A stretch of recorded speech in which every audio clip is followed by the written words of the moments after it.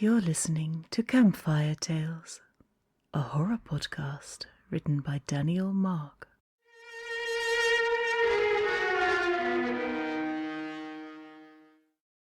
Ribbon Lips.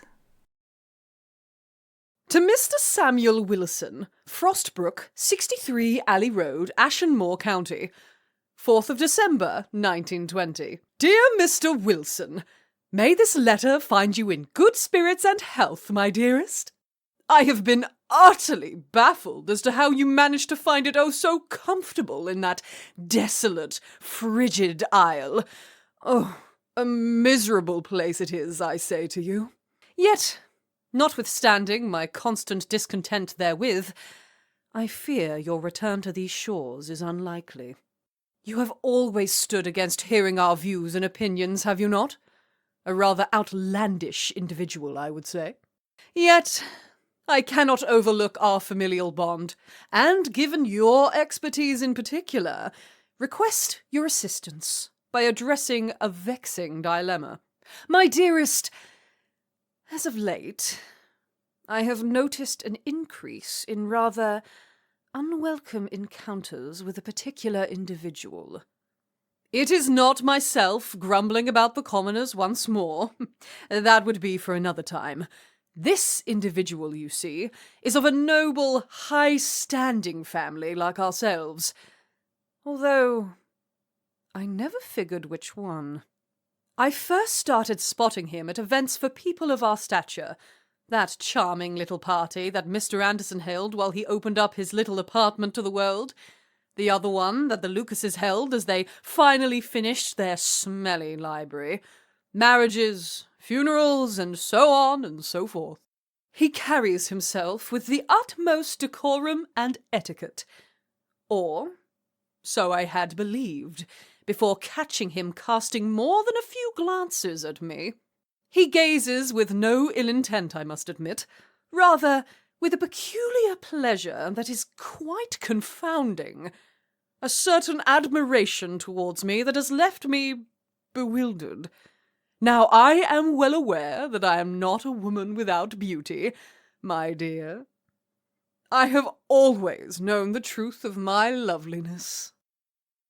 Yet he has been casting his glances for far too long, and at the most inappropriate times to be considered mere compliments. During Mr. Montrier's circus play, his twin children had entered the stage with a bombastic and grand display of flips and twirls in the air. Surely an entrance that everyone gawked at, or was at least a little startled by. Even me and my incomprehensible composure shook due to the sheer suddenness of the stunt. But as I stared down at the crowd that had begun to burst into applause and gossip, I saw this somewhat pale man staring dead at me, unperturbed by any of his surroundings.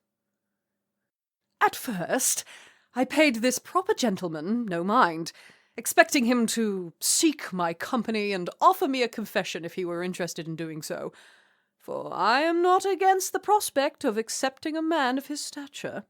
But you see, my dearest, he did nothing of the sort.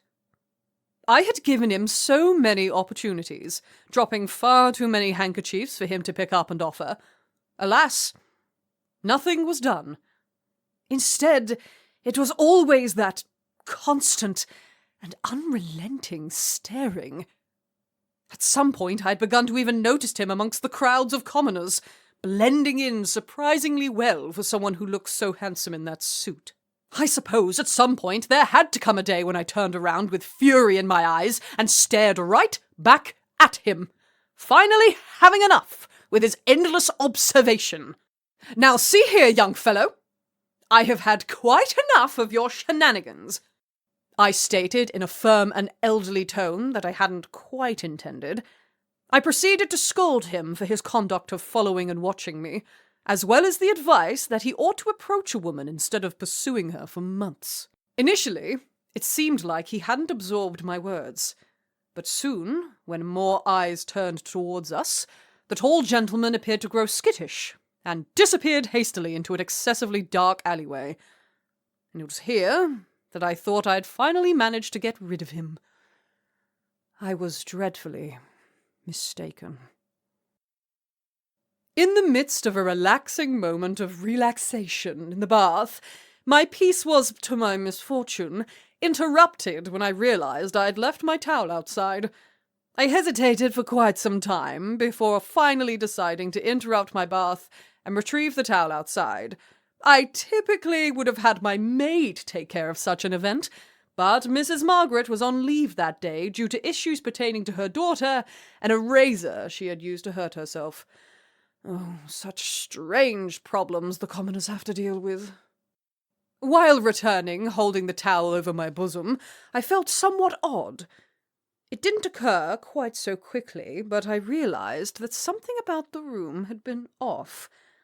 That being, the curtain was open, when it usually isn't during this time of the day. As I looked toward the window, I could no longer move. I saw the pale face of that man, dimly illuminated with light from my bedroom. His eyes were blood red, and I don't recall him blinking once as he stared directly at me through the glass, standing almost completely straight. I stood still, paralyzed with fear. My body wouldn't even twitch. Every single bit of modesty I had was available for his viewing, since I had not yet worn the towel.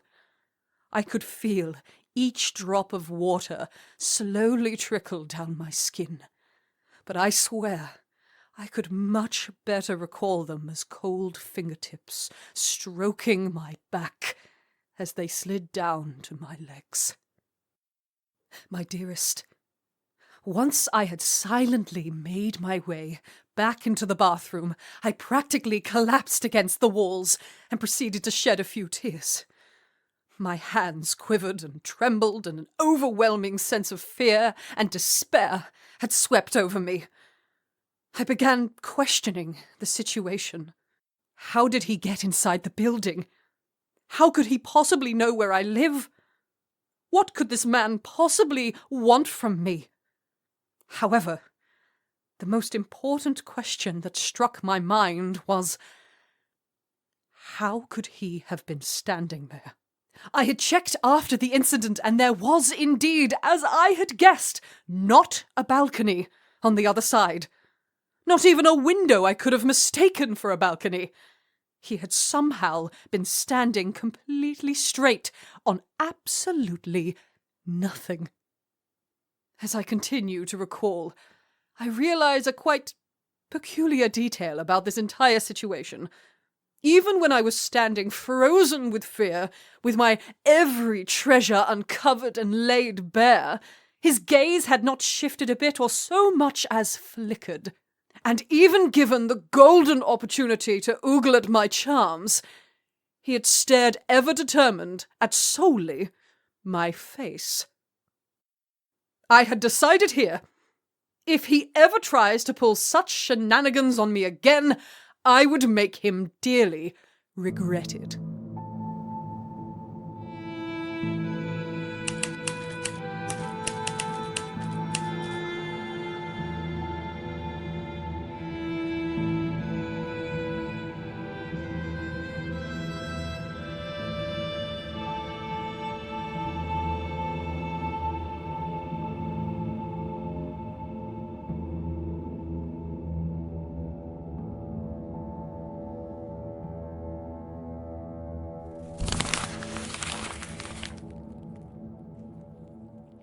My dearest, Mr. Anderson arranged a soirée not too long thereafter, and had it held in a rather commodious mansion that he rented for the affair. This peculiar development was out of the ordinary for him, as he seldomly engaged in frivolous activities of such nature. Although he does possess a degree of wealth, he has never appeared to be the sort to waste it in such parties or lavish feasts.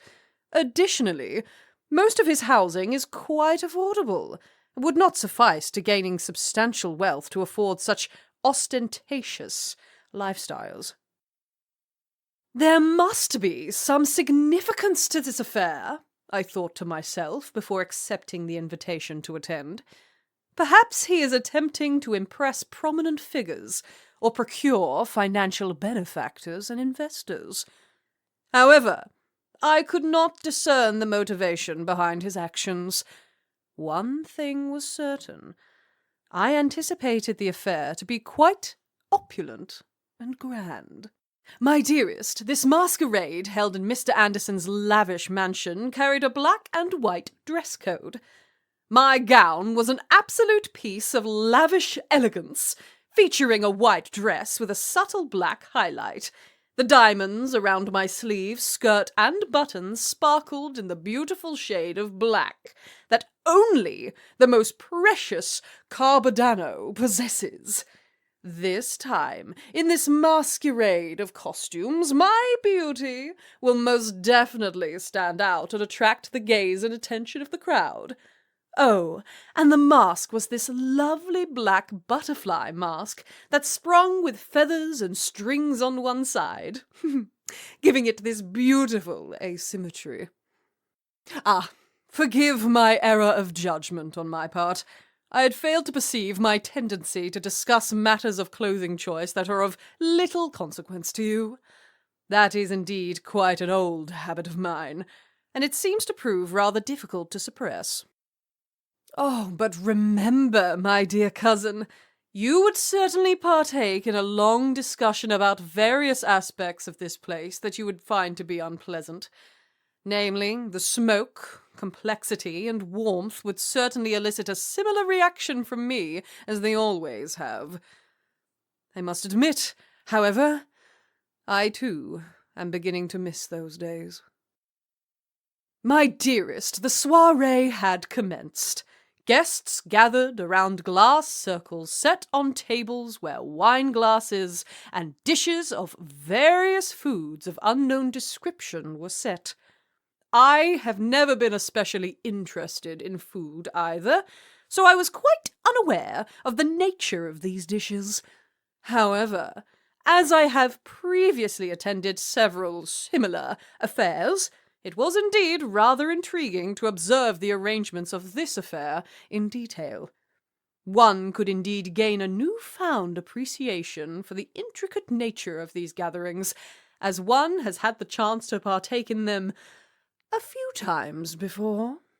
There I was, partaking in colloquy with guests, complimenting their clothes and waiting for them to compliment mine in return, being all around quite amicable with the people of our class.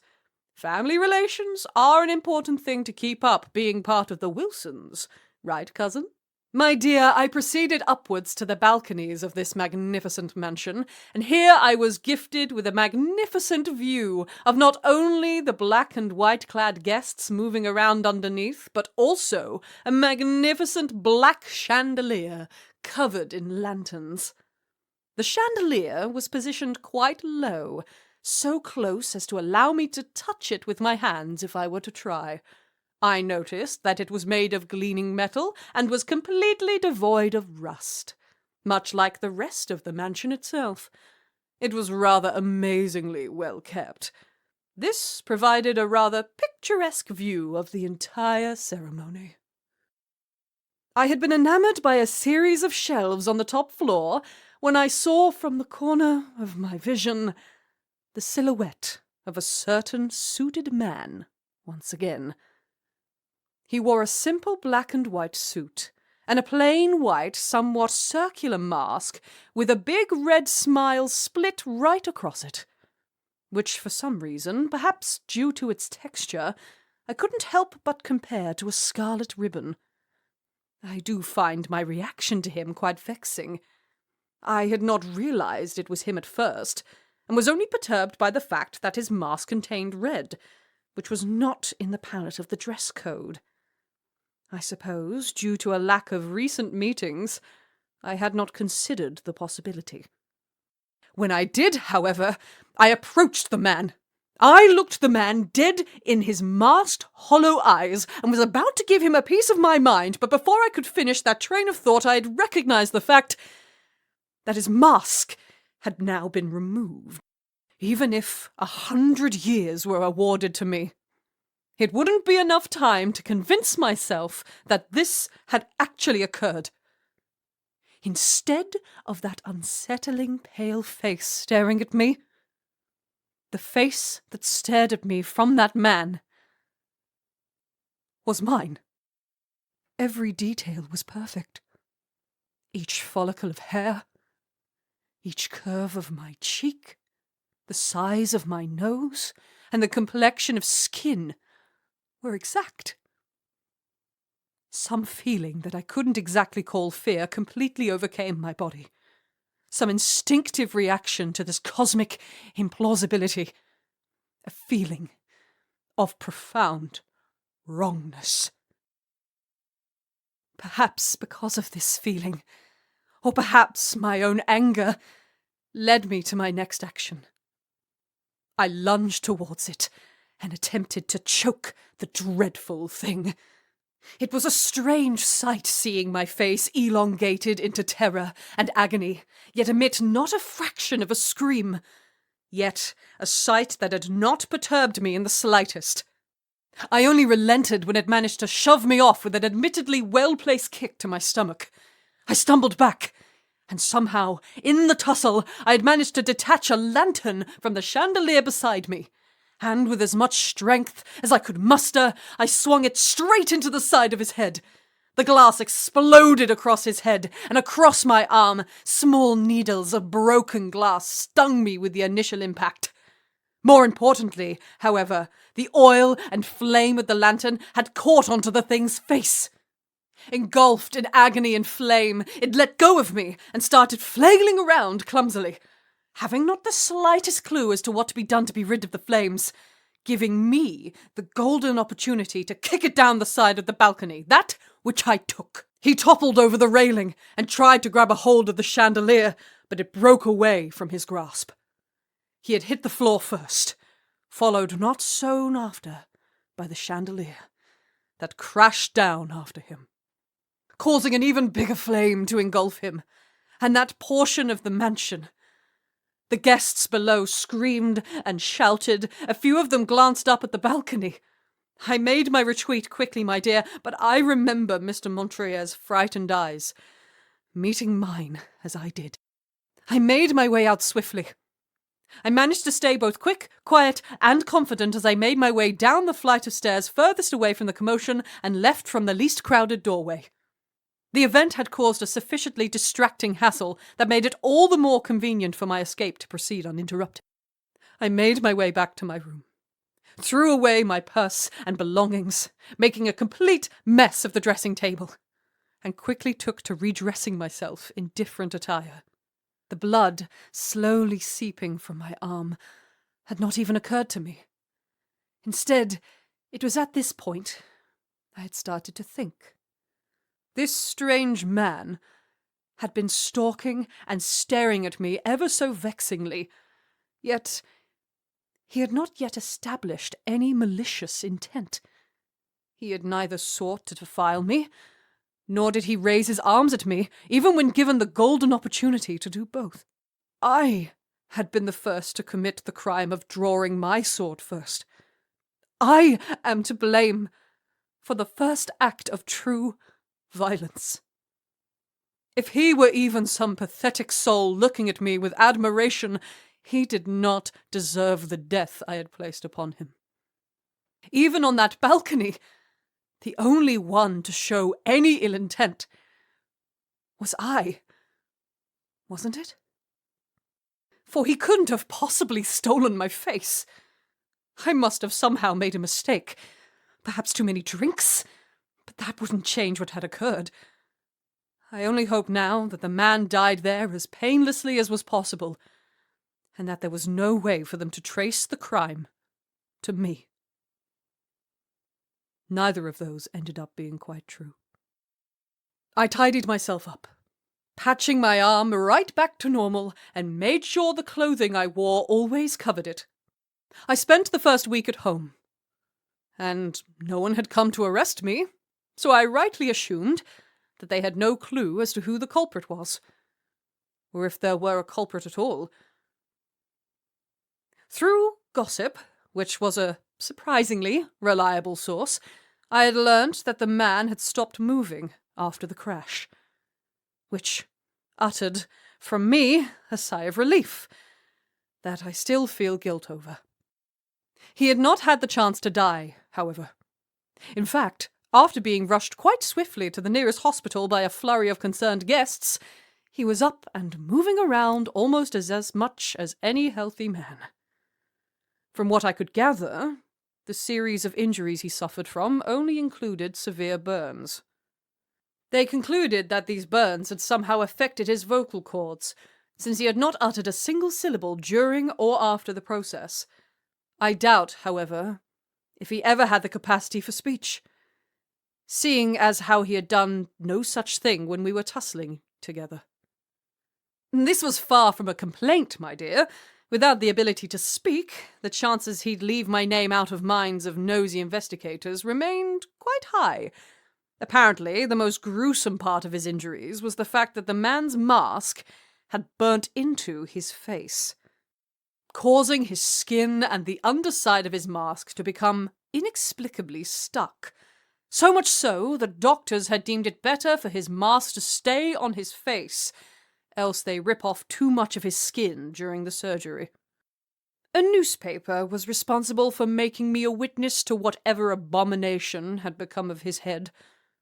It was now mostly some misshapen mould of grey and creamy white.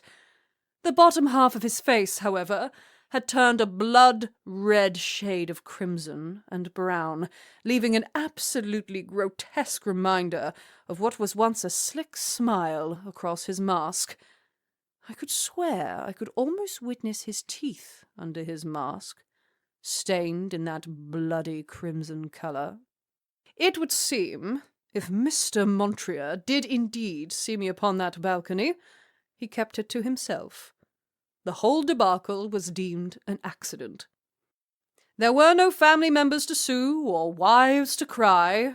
The only piece of an identity that the stranger had on him during the event was a burnt ID that registered him as a member of the Richardson family. Their newest son had been declared missing about 3 years ago. That tall, pale man had been claiming for about a month that he was being stalked by a strange old woman. One day, he walked down an excessively dark alleyway and was never witnessed again. Not a single soul knows where'd he have gone to leave behind all the riches of the family, being the sole heir and all that. Now, Samuel, I call upon your assistance. I, for one, think that this was not an isolated event. Perhaps I, too, am going insane, like you said would happen. But I keep seeing this lady, a commoner, no doubt, that looks to be a member professionally involved with the industry of prostitution. She stares ever so determined at the face of Mr. Montreal. I fear the worst for him, my dear. I couldn't tell the bobbies about it for obvious reasons. But you and your peculiar interests into hunting down these abnormalities might finally come to some practical use. I pray to you, cousin, please find your way back to our hometown. Please stop this madness. Mr. Montreal is a good man. He does not deserve what is occurring to him. Yours most lovingly, Victoria Wilson.